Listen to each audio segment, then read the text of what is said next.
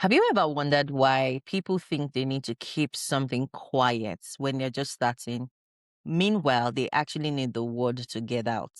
Anyway, we're going to talk about that and much more in this video, where I talk to you about how to get your first coaching client or to get your first customer in general.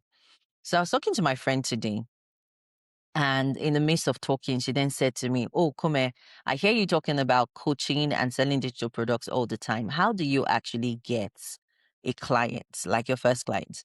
And I started laughing because it's a good question, but it's also a question that I'm sure other people have where they're like, I know people are talking about this, how to build a business online, how to get customers online, but it feels like no one is really sharing with you the nitty-gritty.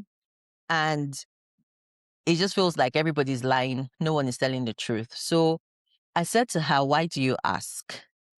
And she was like, "Because everyone is talking about the same thing, but nobody is really sharing how they got their first client." So I'm going to share with you guys how I got my first client and how I coach other people to get their first clients. So my own story goes back to a story that you've heard a lot. Well, let me pick it up from there. So I was going live on Facebook every Monday night. And at some point, people started to message me to say things like, "Oh, thank you so much for that live. Thank you for sharing your knowledge. Thank you for sharing your expertise." People would then show up to the live stream. So initially, when I started going live, nobody was showing up. It was my mom, my dad, my husband, and sometimes, everybody's busy and it would just be me and one person in the live stream room. And it always used to feel very lonely and very daunting. And I think at some point, I wasn't even sure if anybody was watching. Anyway, 6 months down the line, someone sends a message and says something like, "Thank you so much for your live streams." Apparently, she had been watching each week and she had gotten some value that allowed her to start a business. And she started to do better. I'm feeling a bit parched today, man. So she said thank you. And that message basically let me know that people were watching. So I continued going live, same pattern every week for about another 6 months. And eventually somebody messaged me and said, "Thank you for all your live streams. I've really learned a lot from you." And she basically asked for my help. When she asked for my help, she said, "Hey, I'm trying to start my business and I really need your help to decide which business I'm going to start and what I need to do to get it up and running."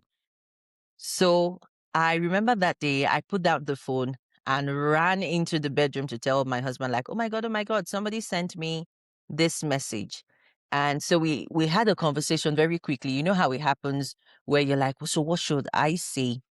And anyway, I went back to that message and I said something like, "I'll be delighted to help you." And I basically said, "Let's book a call."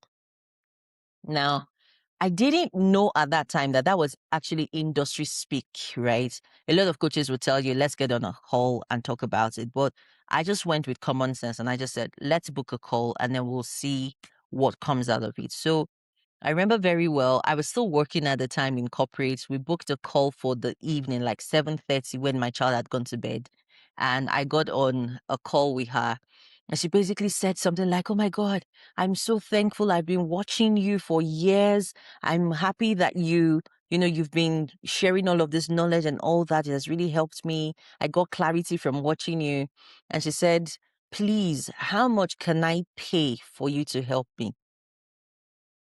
I think until that moment, I suppose I knew at the back of my mind that honestly, somebody should genuinely be paying me for the amount of knowledge and expertise I'm putting out in the world. But her saying it and actually offering to pay was a whole different feeling entirely. Anyway, somehow we worked out an arrangement. I can't even remember what it was. It was something small. We worked out an arrangement that I was going to have a few sessions with her. That was how I got my first coaching clients. Would I still do it the same way if I was starting fresh like today? Definitely not. I think waiting for people to take initiative is the slowest way to get started on anything. Most people take their time, they'll think about it, they'll go forward and go backwards. And if your plan is to grow a business, then you definitely don't want to do it like that. I think if I was starting my coaching business again and I wanted to be proactive in growing my income, I will do something different. Would be, first of all, I would keep the live stream, but I would be more open in asking for business. So what I was doing was not bad. I was going live and I was talking about my experience, my knowledge and things. But I never once said, if you are interested in working with me, send me a message or leave a comment or something, like give a call to action. And I see a lot of people making that mistake now. I've been in so many live streams where the people just have a good time. They have a lot of banter. They share jokes and stories, but they don't actually have a call to action. And not having a call to action is why people will wonder, like, I'm not sure what she's here for or how she can help me. So they're excited to attend your live streams or watch your videos, but they don't know how to buy from you. And then I think another thing I would really change in the way I got started, and definitely this is something I teach to my clients, is to have something called an invitation funnel. Normal digital marketing right now teaches people to go straight for the jugular, sell, sell, sell, sell, sell. But that really works for people who already know what they're doing and who sort of have experience in coaching. When someone is just getting started, like my friend that was asking, and she wants to know how to get her first clients, I'm not going to tell her to, okay, have a $10,000 offer and sell, sell, sell. Who are you selling to? There's no one to buy it. So instead, I would do something called an invitation. It's either I would host like an event for a group of people. You can keep the class small, like 20 people, or you can do it as a one-to-one invitation. I prefer events. And the reason I prefer events is that it allows you to do a lot more in a short time. So when you host an event and you are in the room with these people for 60 to 90 minutes, you can already tell if they are interested in what you have, if they are gaining, knowledge and they enjoy what you are saying. And that allows you to secure your first client. In fact, when I teach events, I tell people that it can be the most profitable thing that you can ever host. An event, a small virtual event could be the most profitable thing you can ever host. And it's just the best way to get clients online, because when someone is in a space with you, even if it's a virtual event, it gives them the opportunity to sort of sense your personality, your quirks. They can understand you and see if you're a good fit on the personality side. Do they feel like you're grounded enough with your expertise to work with you? Do they feel like you guys are aligned in values and principles? Like they really get a sense of who you are. I remember that someone said to me once that the reason she signed up to work with me was because of how gently I spoke. It so cracks me up.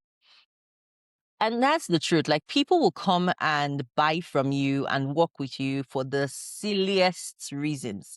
Someone said once, and this was a different coach, she said someone said to her that the reason they bought from her was because she wears her pajamas all day long. And they thought to themselves, I want to be able to stay in my pajamas all day long as well. So this lady had been creating content in her pajamas, and that's what attracted her person. I don't think I want to show up in pajamas and have the whole world watching me in PJs. But listen, at the end of the day, when you have a simple event, it allows people to get your vibe. And like, they come into the room and they're like, okay, can I work with this person? Can I not work with her? Does she irritate me? There's some people that you listen to their voice and it's irritating. Like, it just makes you feel icky one kind of way, obviously you're not going to be paying that person to be working with them. So that's what a simple virtual event does. I would definitely recommend it for anybody who's just getting started. And I think for a lot of people, they don't understand that whether you're selling coaching or you're selling hair or you're selling nails, whatever it is you sell, a virtual event will work for you. Because once people get to know you a little bit better, you go from that random person on the internet that they don't know anything about to someone that they feel like they know you just enough. They decide if they trust you enough to buy from you. And that at the end of the day, that's what moves a business forward in the first place. So that is exactly what I would do. If I was trying to get a client online now, it would be do exactly what I'm doing, make some sort of content and invite people in. I think finally, I would just say confidence is important. Like just owning what you are doing and stop trying to hide it or be some underground person. Own it. You're trying to be a coach, own it. You're trying to sell digital products, own it. You want to be a business person, an entrepreneur, own it. If you can own it, it becomes a lot easier. Okay, guys, that's my video for you today. I will see you in the next one. I hope you have a great one. Bye.